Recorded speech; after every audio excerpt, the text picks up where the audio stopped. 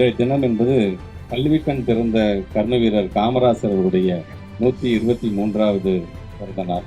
கல்வி எல்லாம் ஒரு எட்டாக்கனியாக இருந்த காலத்தில் அனைவருக்கும் கல்வி சென்றடைய வேண்டும் என்று நினைத்தவர் பெருந்தலைவர் காமராசர் அவர்கள்.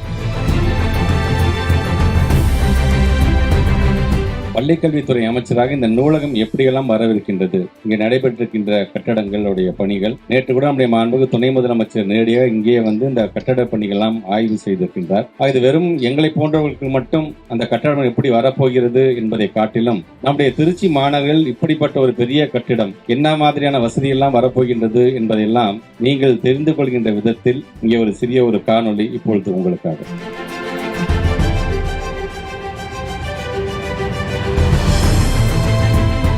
கேடில் விழிச்செல்லும் கல்வி ஒருவருக்கு மாடல மற்றையவை என்பது போல கல்வி செல்லும் ஒன்று இருந்து விட்டால் போதும். ஏன்னா அந்த செல்வத்தை தான் நம்மகிட்ட யாராலும் பறித்து விட முடியாது. அந்த அறிவை வளர்க்க வேண்டும், அறிவை சார்ந்த ஒரு சமுதாயத்தை உருவாக்க வேண்டும் என்கிற எண்ணத்தின் அடிப்படையில் இங்கே உருவாக்கப்பட்டது. பல பேர் சொன்னாங்க கலைஞருடைய பேரை இதுக்கு வைக்கலாம் என்று சொன்ன பொழுது தமிழ்நாட்டு முதலமைச்சர் சொன்னார், கலைஞருக்கு தான் நாம் மதுரையிலே ஒரு பெரிய நூலகத்தை அமைத்து விட்டோமே, கல்வி கண் திறந்த காமராஜர் பேரை இதற்கு சூட்டலாம் என்று சொன்ன மாண்புமிகு தமிழ்நாட்டு முதலமைச்சர் அவர்களுக்கும் இந்த நேரத்தில் எங்களுடைய நன்றியை நான் தெரிவிச்சுக்கிறேன்.